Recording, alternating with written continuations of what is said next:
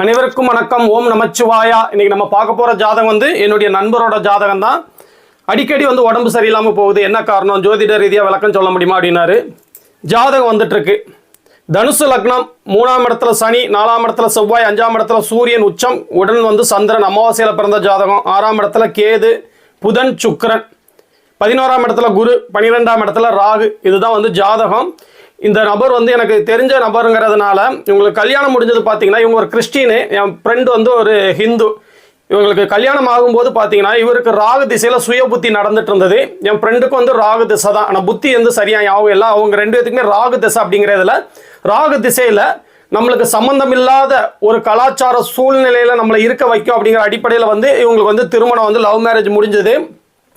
அதே நேரத்தில் இவங்க ஒரு நர்ஸாக வேலை பார்த்தாங்க. இவங்க ஜாதகத்தில் அதிக சுபத்துவமான கிரகம்னு பார்த்தீங்கன்னா சனி தான்.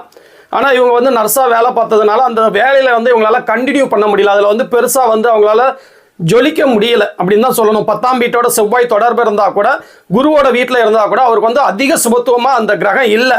இப்போ 10ஆம் வீட்டோட குருவோட வீட்டில் இருந்து குறைஞ்சளவு சுபத்துவமாகி 10ஆம் வீட்டோட தொடர்பில் இருக்கிறனால இவருக்கு நர்ஸு தொழில் அமைஞ்சது. ஆனால் அதில் அதிக அளவு சம்பாதிக்கணும்னா அவர் சுபத்துவமாக இருக்கணுங்கிற அடிப்படையில் அது கிரகம் குறைஞ்ச அளவு சுபத்துவங்கிறனால அதில் பெருசாக ஜொலிக்க முடியல.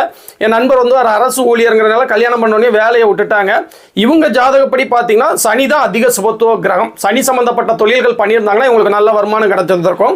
எதனால உடம்பு சரியில்லாமல் போணுச்சு பாருங்க. இப்போ ராகு திசையில் சனி புத்தி நடந்துட்டு இருக்குது. ராகு சனியோட பார்வையில் இருந்தால் கூட அங்கே சுக்கிரனோட தொடர்பில் தான் இருக்காரு. அதே நேரத்தில் ராகு திசை 12ஆம் இடத்துல செவ்வாயோட வீட்டில் சனியோட பார்வையில் இருக்கிறது பெரிய நல்ல பலன்களை செய்யாது. இப்போ சுக்கிரனோட பார்வை இருந்தால் கூட அங்கே ராகு 1 டிகிரி, சுக்கிரன் 23 டிகிரி. பெரிய அளவுக்கு சுக்கிரனால ராகு சுபத்துவப்படுத்தப்படலை. சனியோட பார்வையும் பார்த்தீங்கன்னா அதுவும் பார்த்தீங்கன்னா 16 டிகிரி விலகின பார்வை தான். செவ்வாயோட வீட்டில் இருக்கிறாரு. ராகு விருச்சிகத்தில் பெரிய நல்ல பலன்களை நம்ம எதிர்பார்க்க முடியாது. 12ஆம் இடத்த ராகு இருந்தால் கூட இப்போ எப்படி எதனால நோய் வந்தது, இப்போ 6 ராகு 12னா நேராக 6ஆம் இடத்துல கேது இருப்பார், அதில் ஒரு கனெக்ட் இருக்கும் அப்படிலாம் சொல்லுவாங்க. அந்த மாதிரிலாம் நான் போக விரும்பலை. ராகு திசையில் சனி புத்தி 3ஆம் இடத்துல தான் உட்காந்துருக்கு. ராகு 6ஆம் இடத்துல தான் உட்காந்துருக்காரு. பெரிய பிரச்சனை இல்லைன்னு பார்த்தா அப்போ அந்தார கணக்குக்குள்ளே போய் நம்ம கண்டிப்பாக பார்க்கணும். பார்க்கும்போது பார்த்தீங்கன்னா இவங்களுக்கு ராகு திசையில் சனி புத்தியில் இவங்களுக்கு புதன் அந்தாரத்துல இருந்து பிரச்சனை ஆயிருக்கு. புதன் பாருங்க 6ஆம் இடத்துல போய் உட்காந்துருப்பார். புதன் அந்தாரம் அது முடிஞ்சதுக்கப்புறம் கேது அந்தாரம், அது முடிஞ்சதுக்கப்புறம் இப்போ சுக்கிர அந்தாரம் நடந்துகிட்டு இருக்குது. இந்த 3 அந்தாரங்கள் 6ஆம் வீட்டு தொடர்பிலேயே நடந்ததுனால இவங்களுக்கு நோய்களை கொடுத்துருக்காரு. ஆனால் பெரிய நோய்கள், உயிர்கொல்லி நோய்கள் தாங்க முடியாத அளவுக்கு கொடுக்கல. அதுக்கு என்ன காரணம், 6ஆம் இடத்துல ஒரே ஒரு பாவ கிரகங்கள் மட்டும் இருந்ததுன்னா அந்த 6ஆம் இடத்து பலன்களை கெடுக்கும். கடனை கெடுப்பார், நோயை கெடுப்பார், எதிரியை கிடப்பார். ஒன்றுக்கு மேற்பட்ட 2 பாவ கிரகங்கள் உட்கார்ந்துருந்தாங்கன்னா கடனாலேயே சீரழிவு. அது தீய கடன்களாக வரும். அதாவது எப்படி அசுப கடன்களாக வரும். நம்மளுக்கு தாங்க முடியாத நோய் தொந்தரவுகள் இருக்கும், வம்பு வழக்குன்னு சொல்லி அந்த மாதிரி நம்மளால தாங்க முடியாத அளவுக்கு 2 பாவ கிரகங்கள் தொடர்பு கண்டா இருக்கும். ஒரு பாவ கிரகங்கள் கடந்தா இதெல்லாம் இல்லை. சுபர்கள் தொடர்புல கொண்டோம்னா அந்த பாவகத்தை வளர்ப்பாங்க. இப்போ பார்த்தீங்கன்னா சுக்கிரன் 6ஆம் அதிபதி ஆகி 6ஆம் வீட்டிலேயே உட்காந்துருக்காரு. அப்போ அந்த பாவகத்தை அவர் வளர்க்க தான் பார்ப்பாருங்க. அப்படி இருக்கும்போது என்ன நடக்கும், சுப கடன்கள், கடனால வளர்ச்சி, அதே மாதிரி கட்டுக்குள்ள உள்ள நோய், இந்த மாதிரி தாக்குதல் அவங்க கொடுக்க தான் செய்வாங்க. இப்போ சுக்கிர அந்தாரம் முடிஞ்சதுக்கு அப்புறம் அடுத்து பார்த்தீங்கன்னா சூரிய அந்தாரம்.